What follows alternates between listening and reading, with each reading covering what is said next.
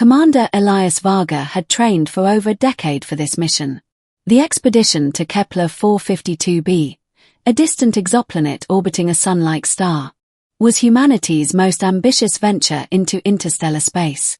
As the lead astronaut aboard the Odyssey, Elias's responsibilities included geological surveys, biological experiments, and recording every anomaly the crew encountered. From Earth's orbit, the planet had appeared like a blue, and the unknown dangers of an alien world loomed over him. He reviewed the mission objectives one last time, meticulously checking the instruments aboard the ship. As Odyssey pierced Kepler-452b's thin atmosphere, Elias felt the weight of history on his shoulders. Every decision could define humanity's understanding of life beyond Earth, or end in disaster. The planet's surface stretched endlessly beneath them.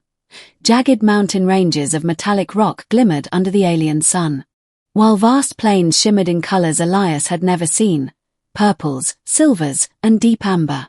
The crew deployed ground drones first, their sensors transmitting high-resolution images of the terrain. Even from orbit, Elias could detect crystalline formations scattered across the horizon. They resembled nothing found on Earth, reflecting light in ways that seemed almost intentional, as if the planet itself was a sentient artist. The team debated where to land. Geological readings indicated high concentrations of unknown minerals in a valley cradled by steep cliffs. As the shuttle touched down on the valley floor, the crew was greeted by a landscape that defied imagination. Crystals taller than trees jutted from the ground, casting prismatic light across the barren terrain. The air smelled faintly metallic, yet breathable thanks to the planet's unique atmosphere. Elias took his first cautious steps, recording samples of the soil and rock. His scanner beeped constantly, detecting anomalous energy signatures near one formation. There, partially embedded in a bed of iridescent stone, was a mineral that shimmered with an internal glow. Elias carefully approached. The mineral was unlike anything catalogued in Earth's databases. Its surface was smooth, reflecting light in endless spectral patterns, while internal filaments moved subtly as though conducting energy. Elias extended a gloved hand, touching the mineral lightly. A warmth spread through his suit, then into his body, and he experienced a sudden rush of clarity and vitality. Time seemed to stretch, and he realized that his injuries from past missions, long thought permanent, felt insignificant. He tested his heartbeat and reflexes. Everything indicated unprecedented physical resilience. The crew monitored his vitals remotely, astounded by the readings. Dr. Lin, the mission's lead biologist, theorized that the mineral contained a form of energy capable of regenerating living tissue. Potentially the so-called mineral of infinite life mentioned in speculative scientific literature decades ago. Excitement surged through the team, tempered by the need for caution. The mineral's effects on long-term exposure were unknown.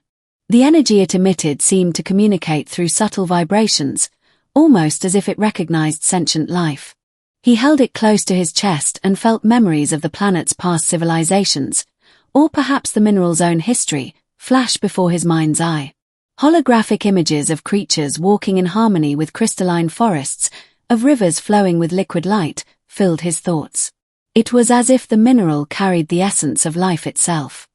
Elias realized the gravity of the discovery. This was not merely a powerful substance, it was a repository of knowledge, a key to understanding life on a universal scale. Communication with Earth became urgent. Elias transmitted the findings to NASA's mission control, detailing the mineral structure, energy patterns, and apparent regenerative abilities. Back on Earth, scientists reacted with disbelief and excitement. Ethical debates erupted instantly. Could humanity wield a resource that effectively granted immortality? Political factions argued over control, research priorities, and the potential dangers of misuse. Meanwhile, Elias and his crew continued their exploration, noting additional mineral deposits deeper within the valley. Each fragment seemed to possess unique properties.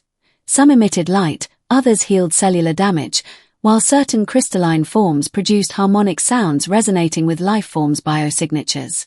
As days passed, Elias's interactions with the mineral revealed more secrets. It was sensitive not only to touch but also to intention and emotion. When he approached it with reverence, the mineral glowed softly. When approached carelessly, it dimmed. Dr. Lin theorized that the mineral evolved alongside life, responding to ethical and moral cues. Elias became increasingly protective of the discovery, aware that mishandling it could trigger unknown consequences.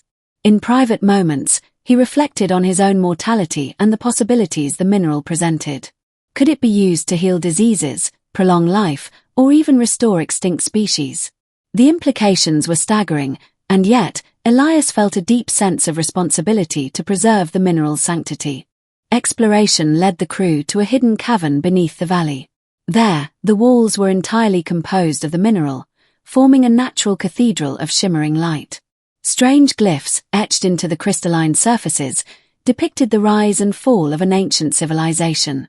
Elias realized the civilization had discovered the mineral long before humanity and had thrived for centuries, perhaps millennia. However, they vanished, leaving only traces of their presence behind. The mineral's glow seemed to narrate their story, warning that infinite life was not without consequences.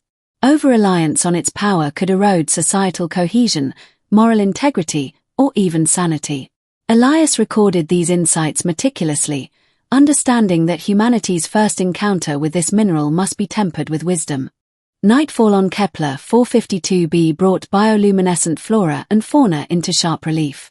Strange creatures, resembling both plants and animals, moved gracefully among the crystalline landscape. Elias observed one approaching the mineral cathedral, its form delicate yet intelligent. The creature's eyes reflected a deep understanding of the mineral's significance. It circled Elias and then retreated, leaving him with a sense of interconnectedness between life and the mineral. The crew documented these encounters, aware that they were witnessing a living ecosystem harmonized with the mineral's energy. It became increasingly clear that the planet itself was a complex, self-regulating system, with the mineral at its heart. As the mission neared its conclusion, Elias faced a difficult decision. Humanity desired the mineral for potential immortality, yet removing it from its native environment could destabilize the planet. Dr. Lin suggested collecting minimal samples for study while leaving the bulk untouched. Elias agreed, balancing scientific responsibility with ethical considerations. Before departure, he spent hours in silent communion with the largest mineral formation, sensing the pulse of the planet and its memories. He understood that the mineral was not merely a resource, it was a living testament to the resilience and fragility of life across the universe. With reverence, he prepared to leave, knowing that this discovery would forever alter humanity's understanding of existence. Back aboard the Odyssey, Elias reflected on the journey. The mineral's energy lingered in his body, granting heightened perception and vitality. He recorded detailed analyses, aware that this data could revolutionize medicine, biology, and even philosophy. The crew discussed the broader implications. Could humanity integrate with such a power without succumbing to greed or hubris? Elias hoped that lessons from the ancient civilization preserved in the mineral would guide them. The discovery had proven that life's essence extended far beyond Earth, challenging humanity to expand its moral and intellectual horizons. Re-entry into Earth's orbit was met with worldwide anticipation. Governments, scientists, and media clamored for information. Elias conducted a controlled release of findings, carefully curating the samples to prevent panic or misuse. Ethical councils were formed, determining research boundaries and protective measures. Humanity faced a choice: exploit the mineral for personal gain or respect it as a universal legacy. Elias knew that the path forward required patience, wisdom, and humility. The mineral was not a tool to conquer death recklessly. It was a teacher, a bridge to understanding the profound depths of life itself.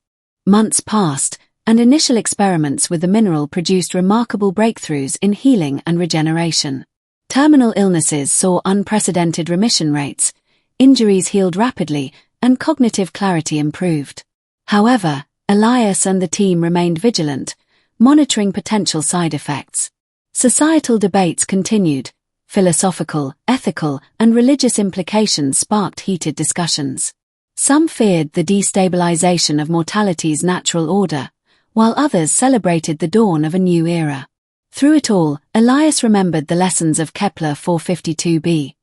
Infinite life was not an entitlement but a responsibility, demanding reverence and self-restraint. Years later, Elias returned to the mineral via a second mission. He observed subtle changes. The mineral seemed more attuned to humanity, responding to collective consciousness and ethical intentions. Communication with the crystalline life forms deepened, revealing further insights into the interconnectedness of all life. Elias understood that the mineral was a mirror, reflecting humanity's choices, ambitions, and moral compass.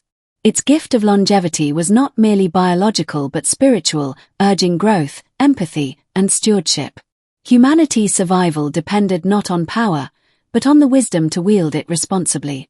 In the twilight of his career, Elias recorded a final message to future explorers. The mineral of infinite life was a reminder that existence itself was precious and fragile.